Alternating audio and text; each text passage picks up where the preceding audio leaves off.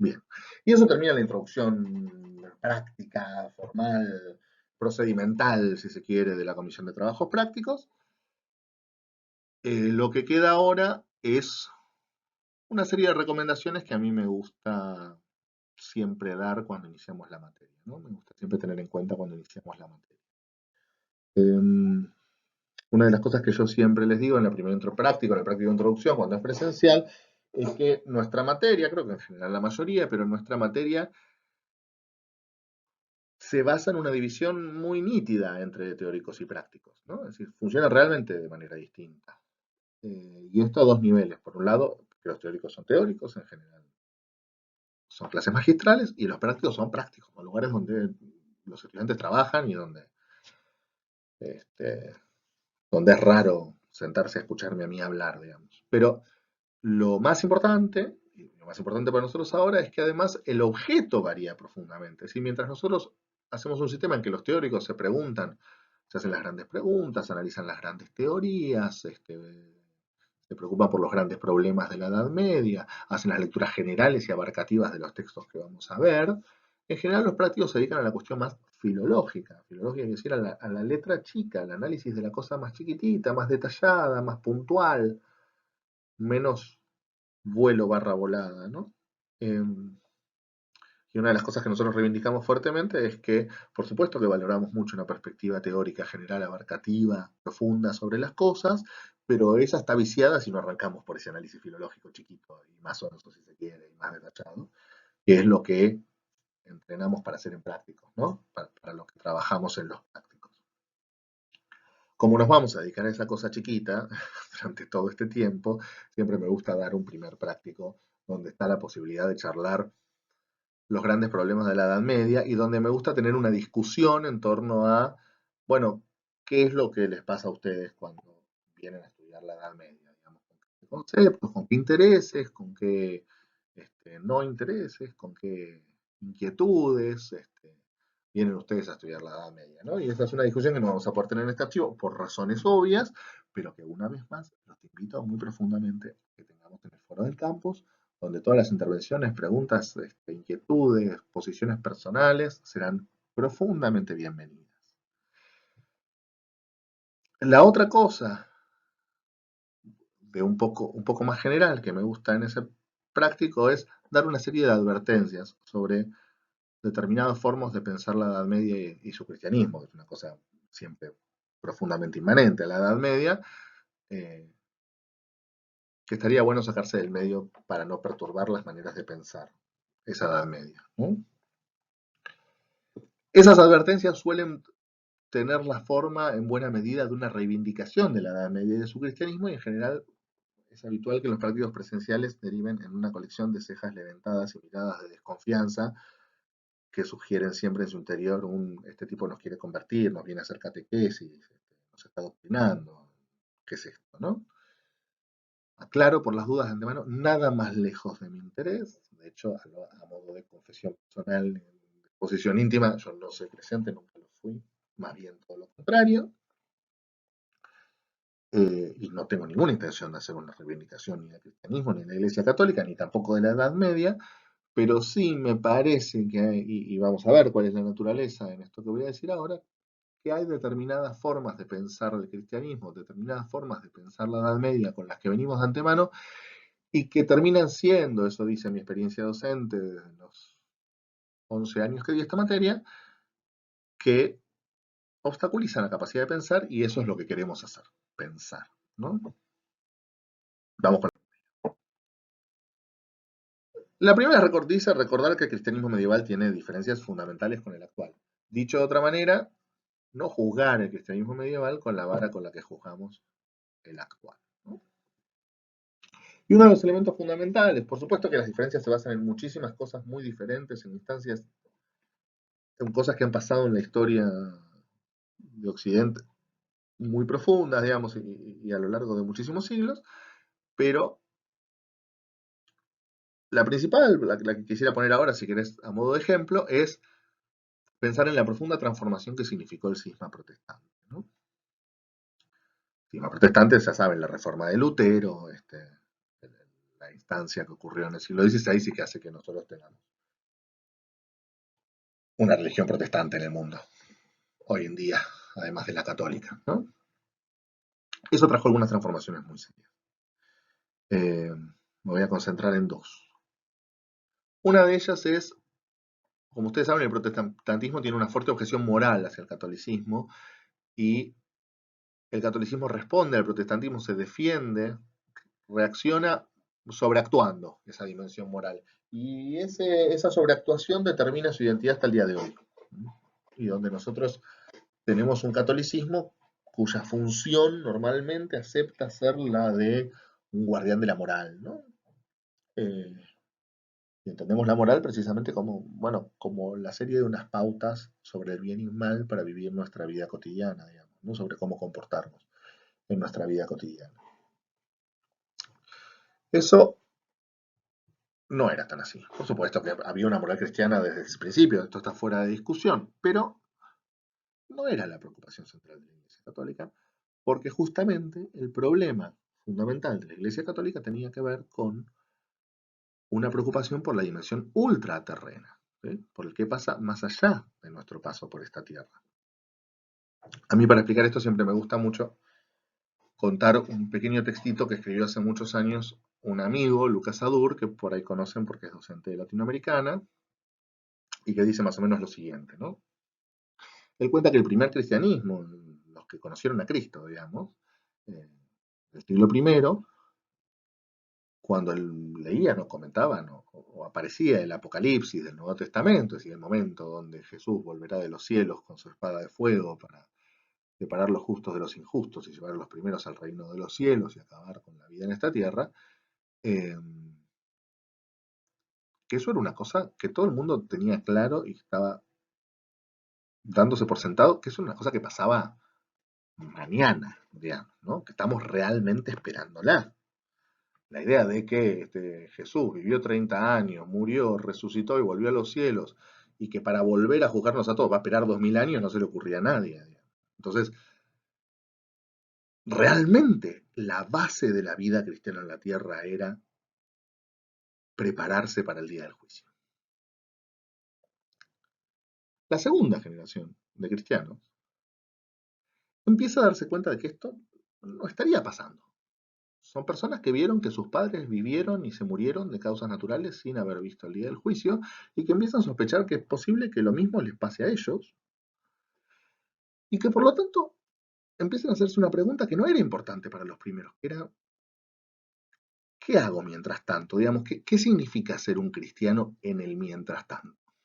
¿No? Ese mientras tanto que llamamos el reino el reino de este mundo, ¿no? Este valle de lágrimas, para usar frases muy bíblicas, digamos.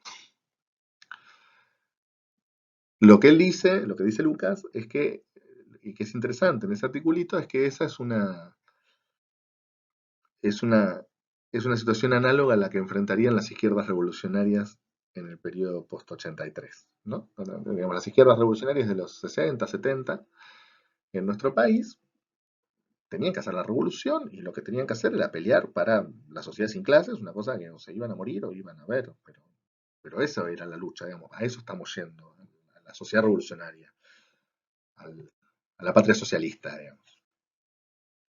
En cambio, por lo menos la mayoría de las izquierdas revolucionarias a partir del 83 van a, qué sé yo, desean la revolución, quieren llegar un día a la sociedad sin clases, pero más o menos se dan cuenta de que es probable que no ocurra, que posiblemente no lo van a ver, que hay que preguntarse qué significa, ¿no? Que es una pregunta seria, como hay una contradicción interna, ¿qué significa ser de izquierda mientras tanto, digamos, ¿no? Y qué es lo que signa la identidad de las izquierdas después de los 80?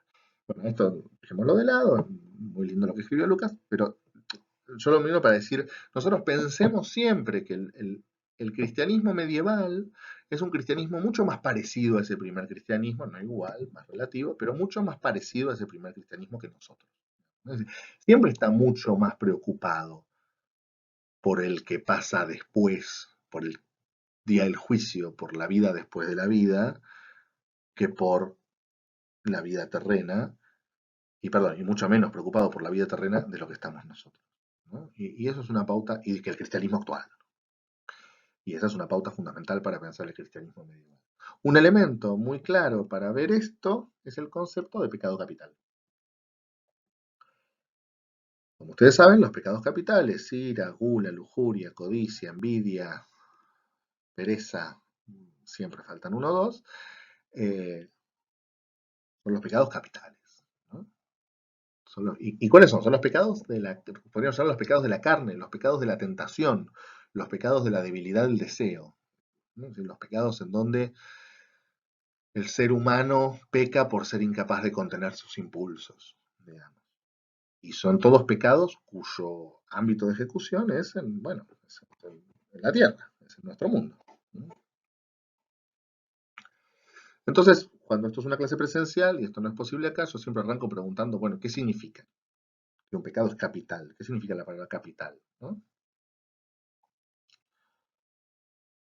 Y la respuesta siempre tiende a ser, digamos, es capital. La palabra capital remite a su importancia, digamos, ¿no? Así como la capital es la ciudad más importante de un país, el pecado capital es el más importante de los pecados. Es la idea que tenemos, no es técnicamente un error en el que están cayendo, es efectivamente el modo en que consideramos los pecados capitales hoy en día, para pensar en la película de Brad Pitt, donde claramente es eso lo que está en juego. Pero sin embargo no significa eso la palabra capital, significa prácticamente lo contrario. La palabra capital viene de la palabra latina capita, que quiere decir cabeza. La capital no es, la capital de un país no es por la ciudad más importante, o lo será, pero no se llama así por eso, sino porque es la cabeza del Estado. Y el pecado capital se piensa como un pecado cabeza de pecado. ¿Eh? Un pecado que encabeza pecados. ¿Qué quiere decir eso? Lo que quiere decir es que el pecado capital tiene una entidad particularmente importante, no por su importancia, que de hecho es muy escasa, ¿no? Que de hecho es de un peso muy menor, sino porque corre el riesgo de conducir, de encabezar el camino a otros pecados que sí son más graves, ¿no? Si alguno de ustedes leyó la Divina Comedia, habrá visto que todos los pecados capitales están en los primeros círculos del infierno, es decir, son los menos graves de todos. Y esa es la forma en que los pecados capitales. Nada, está claro, está mal comer mucho, está mal tener mucho cariño por la comida y por el vino. Es un pecado, está mal, nadie te va a decir que está bien, te vamos a mandar a rezar tres Padres Nuestros. No es un problema grave, es un problema que resuelve. Rezate los Padres Nuestros, arrepentite a tiempo y está todo bien. No hay un problema grave ahí. ¿Sí? El problema grave está en si entregarte demasiado a esos pecados te lleva a otros más serios. Es decir, si la pasión por comer y encontrar que comer es una cosa tan placentera que lo encontrás que es el centro de tu mundo y que pensás que es el mayor goce que puede conocer un alma humana, eso significa que te estás olvidando de cuál es el mayor gozo que puede conocer un alma humana, que es la experiencia de la divinidad, que es lo que llamamos fe. Y la falta de fe, es decir, la falta de creencia íntima, de la falta de capacidad para que viva en nuestra propia intimidad, en nuestro fuero interno, el único Dios que es uno y tres al mismo tiempo, eso es un pecado grave. Ahí sí que es un pecado grave. Y si ese sí que es difícil volver. Porque eso es lo que tenemos que entender. En la Edad Media, el cristianismo administra principalmente la relación con el cielo, con el reino de los cielos, con la divinidad, con la fe, con nuestra relación con el mundo ultraterreno. Lo que pasa en el mundo terreno es más bien preocupación de los estados, digamos, ¿no? De las autoridades mundanas, lo que se conoce como las autoridades mundanas.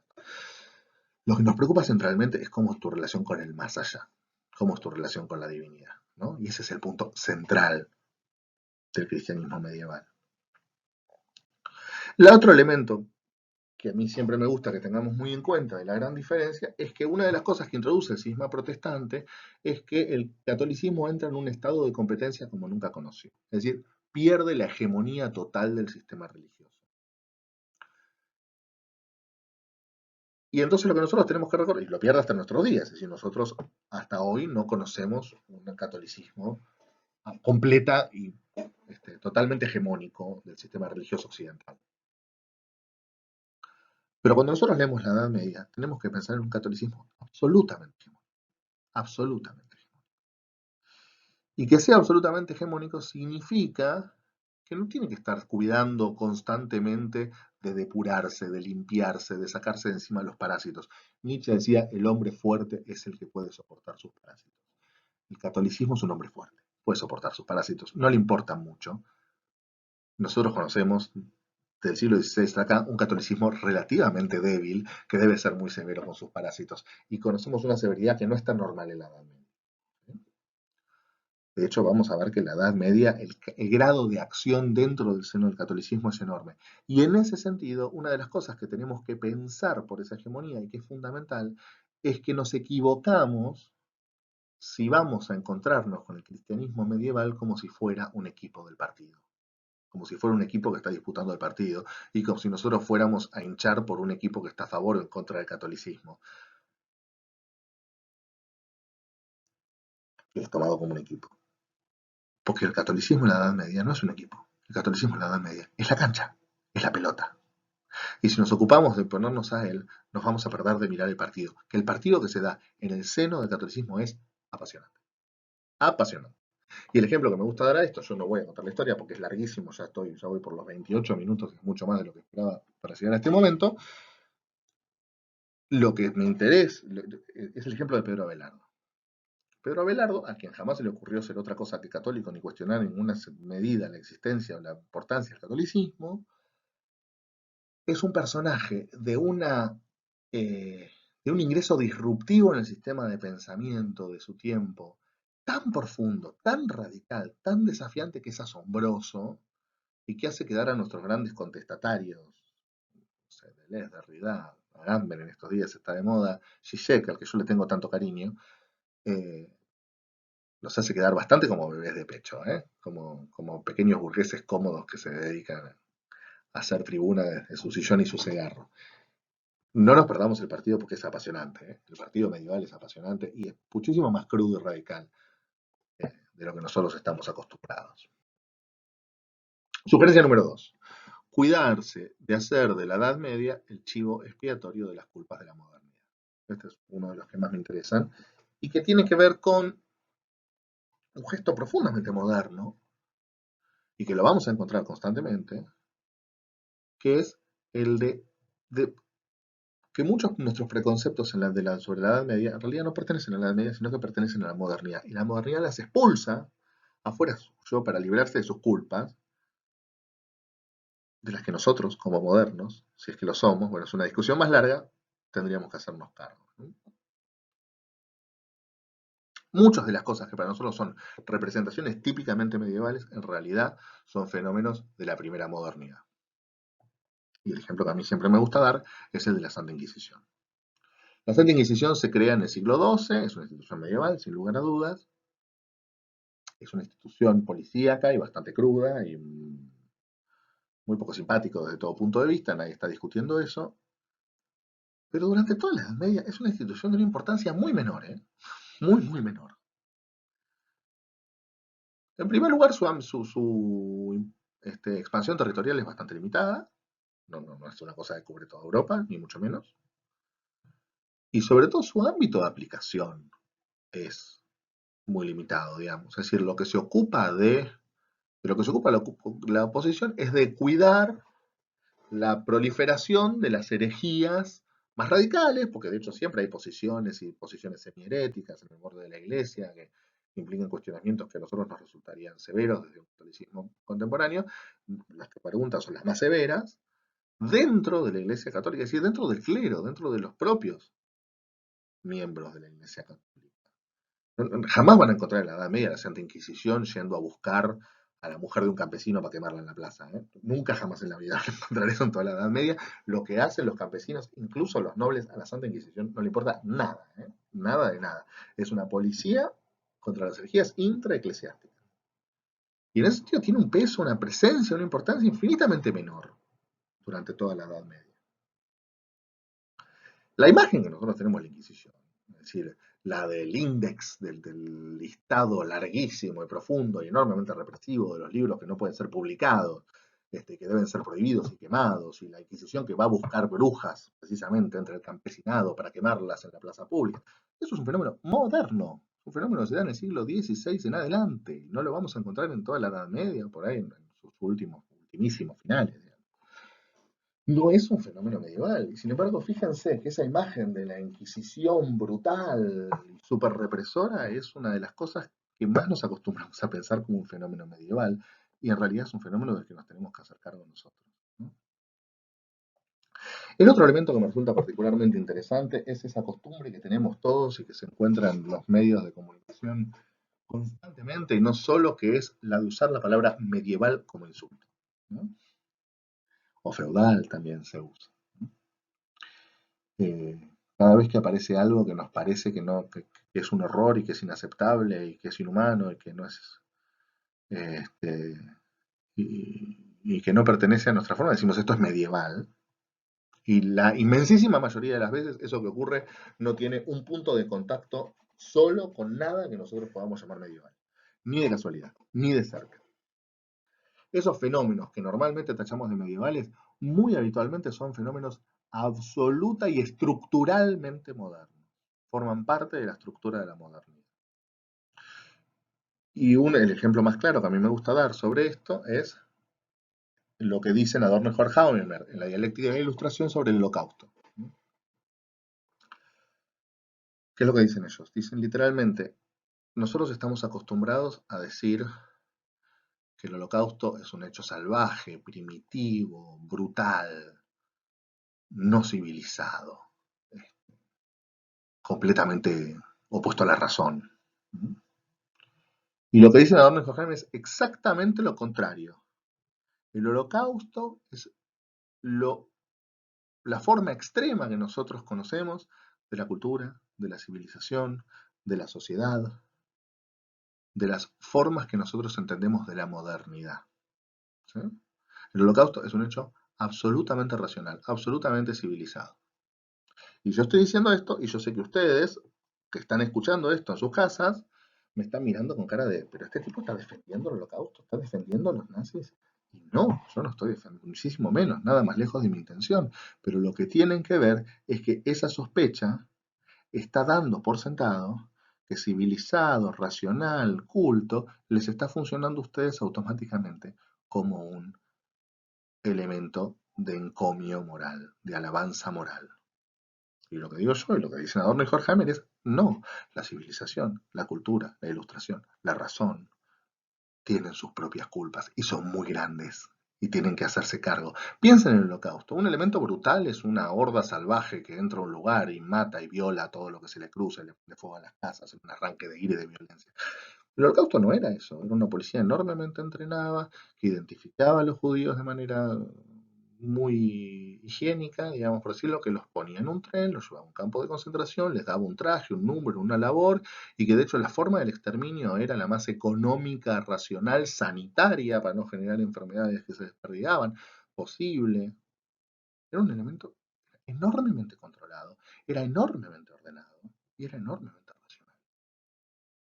Y nuestra razón, nuestra cultura, nuestra civilización, nuestra ilustración tiene que hacerse cargo del holocausto, tiene que hacerse responsable y bancarse la culpa del holocausto. Y no tenemos que mandársela a la edad primitiva, a la edad media, a las instancias salvajes, al medio del Amazonas, a cualquiera de las cosas que nosotros pensamos que no son civilizadas ni modernas.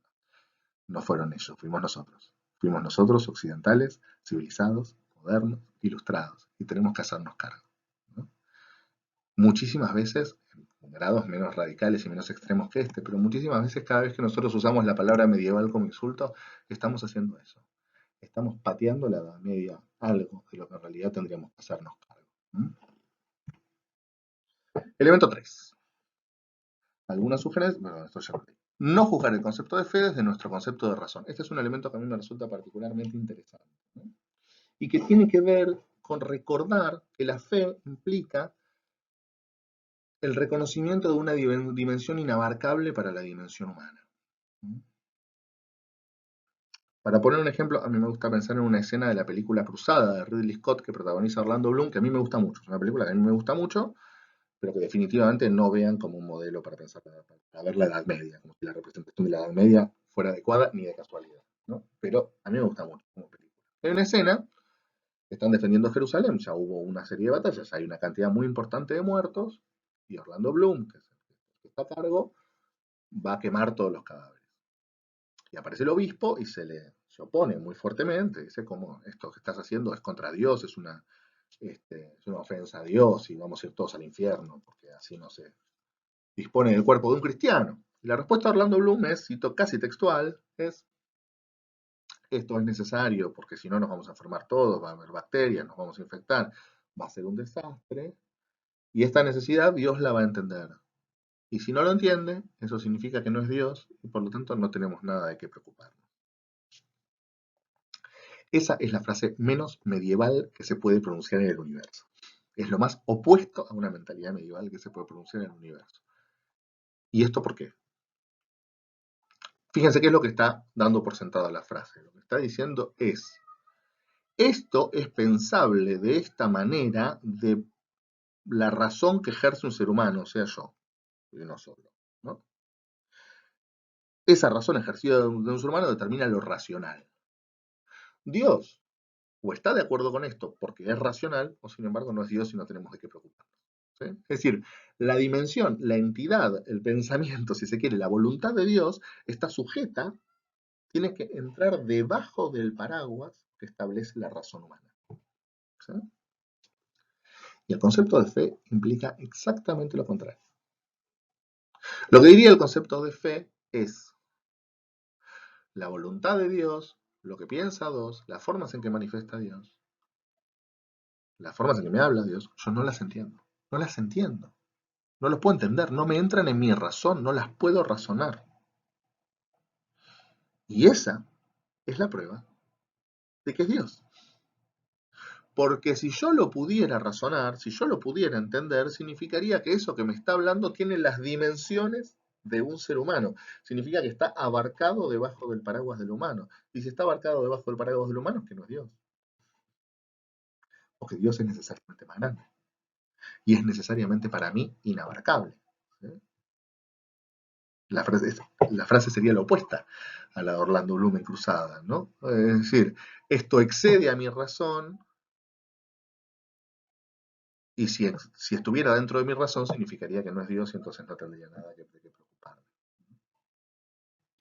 Esto es muy interesante porque lo que eso implica es que podemos encontrar en el espejo deforme de la Edad Media y de su fe una devolución de nuestra propia forma de pensar el mundo que es incapaz de pensar en algo más grande, más abarcativo, más general, inabarcable para nosotros. Nos permite poner en juego nuestra incapacidad absoluta para considerar que hay algo inabarcable para los humanos, ¿no? Y lo que a mí me gusta, es muy difícil pensar esto en términos de un demérito, digamos, ¿no? Es decir, la razón humana, el pensamiento humano en general funciona bien y es lo mejor que tenemos, entonces es difícil pensar que salirse de ahí es un mérito. Pero me gusta para pensar en esto lo que pasa con las representaciones de los extraterrestres, sean ficcionales o sean los que supuestamente la gente encontró en una granja de Estados Unidos, ¿no? Eh, Cualquiera es impresionante, enormemente llamativo, muy inverosímil, la falta de imaginación de las representaciones de los extraterrestres con las que contamos. ¿Sí? De hecho, esa falta de imaginación yo creo que es la prueba clarísima de que todas las veces que alguien dijo haber encontrado un extraterrestre no lo encontró. Porque justamente un extraterrestre es algo que ocurrió desde el principio, digamos, desde la primera forma de vida que para nosotros fue la ameba hasta el presente, es algo que ocurrió fuera de la dimensión humana, que ocurrió operado por una colección de variables que no son parte del humano, que el humano desconoce por completo. Ocurrieron en otro planeta al que nosotros no vimos y no tenemos acceso. Pensar que ese proceso absolutamente autónomo del pensamiento humano, absolutamente fuera de todos los modos en que se construyó el pensamiento humano y absolutamente fuera de los funcionamientos objetivos de la física de este mundo, se va a parecer tanto al nuestro, donde todos tienen dos patas, dos manos, separan las patas, tienen dos ojos, Son un poco más verdes, tienen antenitas, pero fuera de eso, son iguales a nosotros y vienen en naves espaciales que se parecen enormemente a nuestros aviones, digamos. Esa enorme falta de imaginación muestra que eso no puede ser cierto. Y esa enorme falta de imaginación me parece que es un síntoma hermoso, si se quiere, de la incapacidad absurda que tenemos los seres humanos para pensar que hay algo fuera de lo que podemos abarcar debajo de ese paraguas. Y el siguiente empieza con un poema muy lindo, me gusta mucho. Lo voy a recitar, es así. Hoy tengo la muerte delante, como el olor de la mirra, como quien un día de viento descansa debajo de la vela. Hoy tengo la muerte delante, como el olor de la flor del loto, como quien se sienta al borde de la borrachera. Hoy tengo la muerte delante, como una lluvia que se va alejando, como quien después de guerrear vuelve a su casa. Muy lindo, me gusta mucho, un poema muy logrado. Lo que pasa normalmente en un club práctico presencial es que yo hago una pregunta. ¿Qué piensan ustedes? ¿En qué contexto fue escrito este poema? ¿De qué, en qué territorio? ¿En qué tiempos? Digamos, ¿no? ¿De dónde salió este poema? ¿De dónde lo saqué? ¿No? Y lo que normalmente responde muchas cosas muy variantes, pero una de las respuestas más habituales, me parece la más razonable, es que es un poema del siglo XIX. La traducción, obviamente, de un poema del siglo XIX. Está claro, todos los tópicos del siglo XIX están ahí, ¿no? Es decir, una, una apreciación de la inmensidad frente a algo gigantesco y no hay nada más gigantesco que la muerte, una idea de ver, ver esa muerte, ver lo terrible, ver lo sublime a partir de una experiencia sensorial humana, este, una representación de un hombre que se encuentra con su propia naturaleza en conjunción con cierta experiencia de la naturaleza, digamos, ¿no? Es decir, un montón de elementos que declaran que es claramente decimonónica. Así que sí, vamos a decir, sí, claramente, es un poema del siglo XIX. Muy bien, solo que, pequeño detalle, es del siglo XIX antes de Cristo. Es un poema egipcio encontrado en una tumba de la dinastía 12. Un poema que es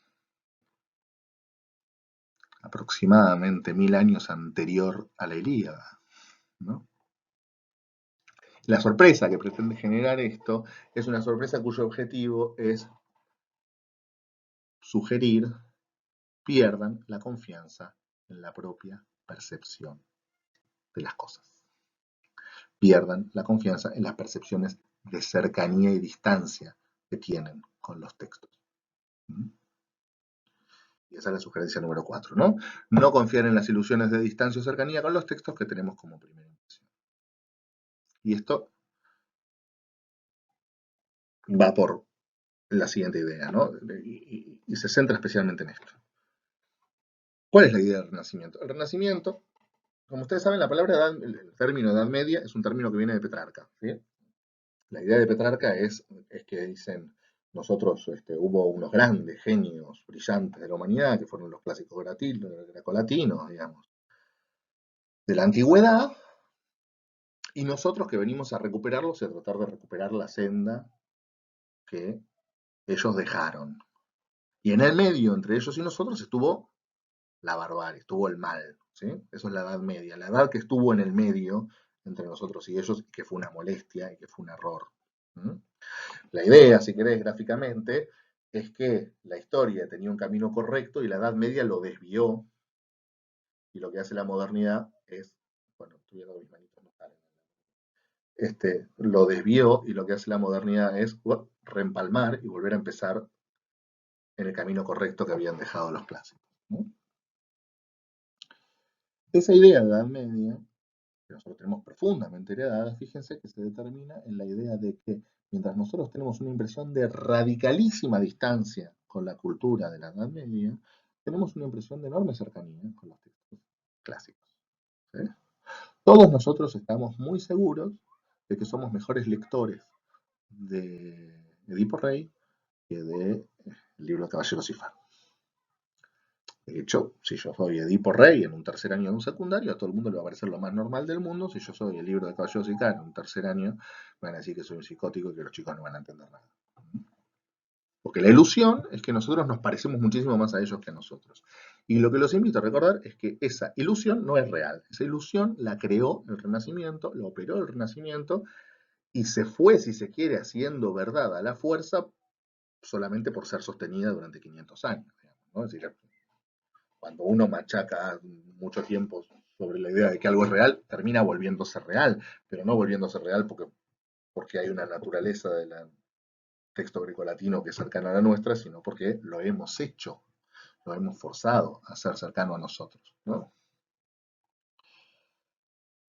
Hace muchos años yo di durante un año clases en Bariloche, el funcionamiento de las universidades es muy distinto allá, son mucho más chicas y hace que el reparto de las tareas sea muy distinto.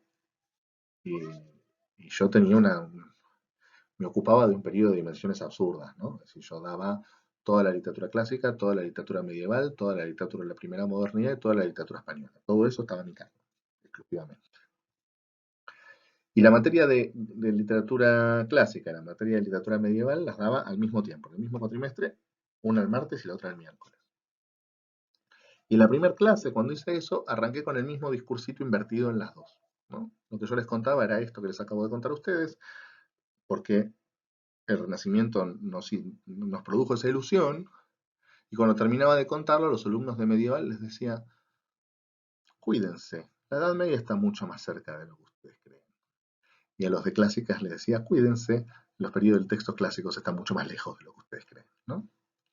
Desconfíen de esa idea de distancia. Y uno de los ejemplos más lindos y más claros para ver cómo la Edad Media no está tan lejos como nosotros pensamos, está en su concepto de amor. Si nosotros vamos a ver una representación de los hechos amorosos, de las formas amorosas, vamos a ver que todas las formas amorosas que estuvieron vigentes durante la mayor parte de la historia de Occidente,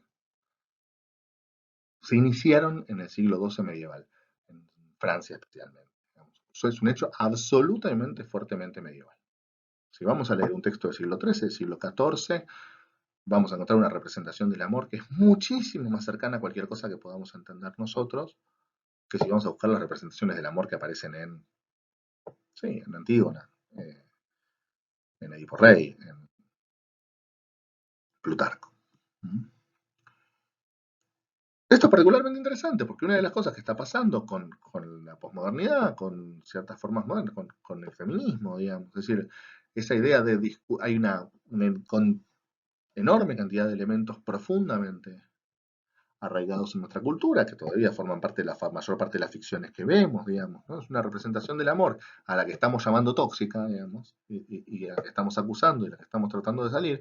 Esa representación del amor, muy apoyada en la idea de lo sublime, muy apoyada en la idea de la trascendencia, muy apoyada en la idea de la posesión y de la pertenencia, este, muy apoyada en la idea de la dependencia, de la simbiosis, es una idea absoluta y completamente medieval, y la vamos a encontrar perfecto y la vamos a entender perfectamente en cualquier texto medieval, muchísimo mejor de lo que lo vamos a encontrar en cualquier texto clásico, ¿no? Y el quinto y último punto, y con esto terminamos, es recordar que toda mirada condenatoria de la Edad Media esconde una mirada condescendiente con el presente. Y esto es lo que cierra la aclaración que hacía al principio, digamos, ¿no? Cuando decir, si yo vengo acá a hacer algo que tiene toda la pinta de ser una reivindicación de la Edad Media y de su cristianismo, no es porque yo sea cristiano, porque lo quiero convencer de que todo esto es gente muy linda, muy simpática, que se porta muy bien, sino porque me parece que hay un problema grave si nosotros encontramos todos los males de la Edad Media, que los tiene, y muchos, y son claros, y eso termina siendo un elemento compensatorio que nos lleva a conformarnos con nuestro propio presente, ¿no? Y la conclusión de todo eso al final es, ay, qué bueno que ya salimos de ahí y que estamos en este mundo moderno tan bonito que tenemos. ¿Mm? Ese es el pensamiento que yo quisiera que no tuviéramos y por el cual quisiera que no nos dedicáramos a condenar demasiado la Edad Media.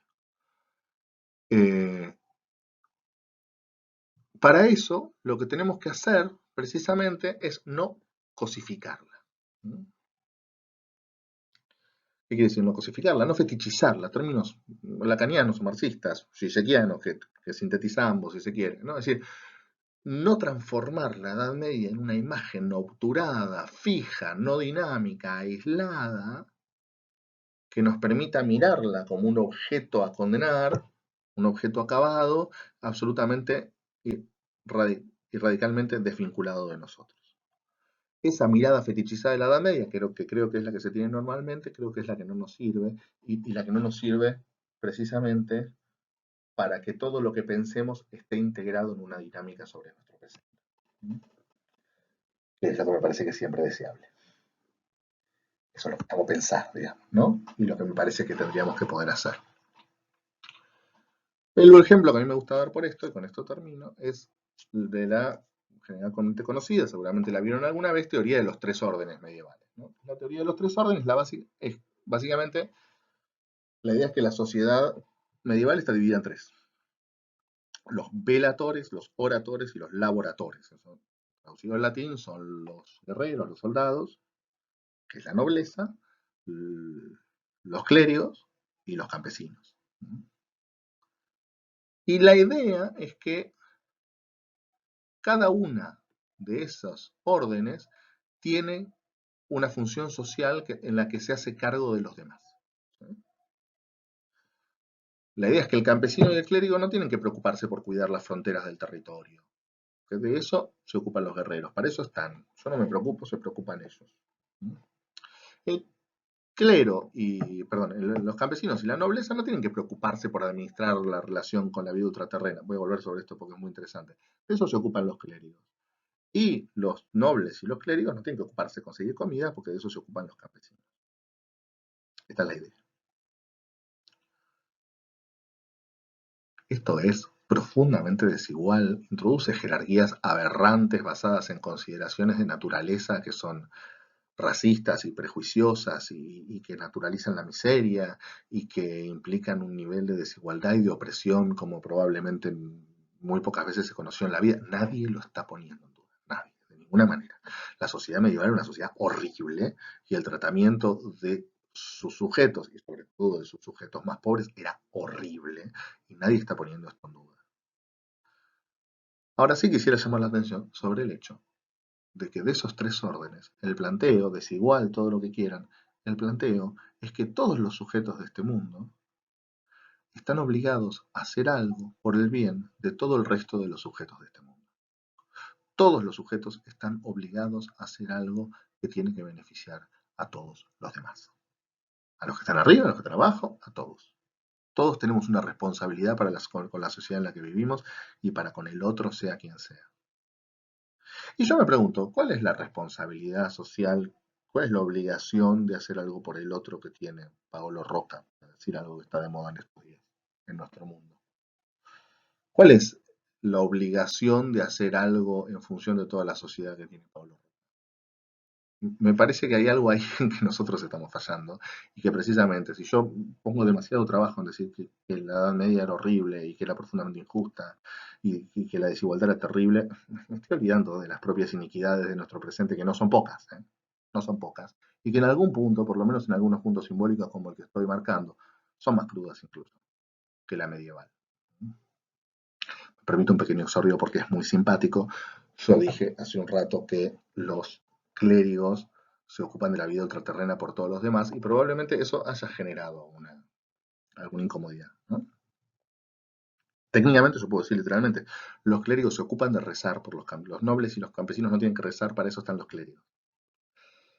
Y eso significa que hay un rezo transferible, ¿sí? Que la relación con la divinidad no me tengo que hacer cargo yo, puedo no hacerme cargo yo, la puedo transferir en otro sujeto, como si fuera un seguro, ¿sí? Como yo transfiero la responsabilidad social del choque en un seguro, yo transfiero la responsabilidad social del rezo en un clérigo.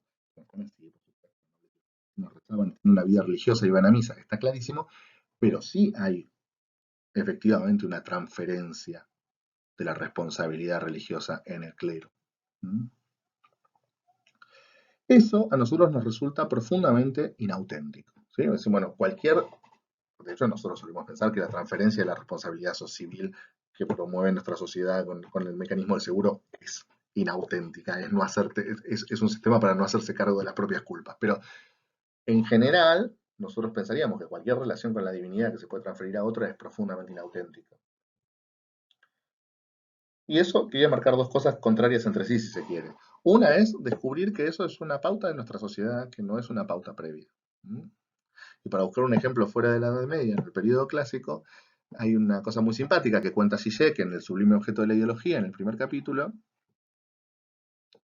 que donde precisamente habla, le preocupa particularmente esta posibilidad de la transferencia de lo humano, donde habla de las planideras. Las planideras eran unas mujeres que existían en la antigüedad, que se ocupaban de llorar en los velorios, que las contrataban para ir a los velorios y pasarse todo el velorio llorando. Y no era como nosotros podríamos pensar ahora, como la familia de la calle Humboldt de Cortázar, digamos, porque iban para que parezca que lo lloran más personas que las que lloran, digamos, no era un gesto hipócrita. Era, esas plañideras iban a llorar al velorio para liberar a los deudos de la responsabilidad de llorar al muerto. No eran para llorar más, eran para llorar menos. Era para que los deudos pudieran lidiar como querían como quisieran con la muerte, pudieran sentir las pasiones como les salen, podrían contar chistes fuera de lugar, que es lo que nos surge a nosotros cuando estamos débiles, porque total de llorar se hace cargo otro, ¿no? Y la otra cosa en sentido contrario, que me parece que es un ejemplo en sentido inverso de esa autenticidad, es qué pasa con las risas grabadas de las sitcoms que todos conocemos, ¿no? Esto de que haya alguien que se ríe. En general, la vulgata lo que todos pensamos es que la risa de la sitcom está ahí para indicarnos cuándo reír. Es una suerte, si se quiere, de forzamiento o si se quiere, de instrucción, de impulso, de aliciente para que nosotros nos riamos de los chistes. Y yo estoy fuertemente convencido de que están para lo contrario. Que las risas de las sitcoms están ahí porque no hay nada más incómodo en el mundo que alguien haga un chiste y nadie se ría. Y si yo estoy viendo una serie y alguien hace un chiste y ese chiste hasta por ahí me gustó, por ahí me hizo gracia, pero no me hizo reírme a carcajadas en voz alta y eso genera un silencio en donde hay un chiste sobre el que alguien se ríe, me genera una situación incómoda en la que yo estoy obligado a reírme en voz alta cuando por ahí no quería hacerlo. Y para eso me ponen las risas grabadas. Me ponen las risas grabadas para que yo no me preocupe. Yo puedo tener una relación completamente auténtica con el chiste, puedo reírme cuando quiero, no reírme cuando no quiero, puedo reaccionar como quiere porque total ya hay alguien que se está riendo por mí, ¿no? Eso para ver que quizás las ideas de autenticidad no son tan claras para nuestra época y que ese ejemplo de los oradores en el que puede un clérigo rezar por todos nosotros no nos es tan lejano como pensábamos, ¿no? Bueno, esa es la última de estas sugerencias de términos más generales, son lugares donde si querés me doy el gusto de pensar algunas cosas y esto, y hacer advertencias para pensar mejor la Edad Media, para sacarnos algunos preconceptos. Acá se termina, a partir de ahora nos vamos a ocupar de cosas mucho más chiquitas, ¿no? En fin, les mando un saludo, una enorme bienvenida a nuestra comisión, esperemos llevar la virtualidad de la mejor manera posible, y vamos charlando, y una vez más, usen mucho el foro y nos comunicamos por ahí. Un abrazo.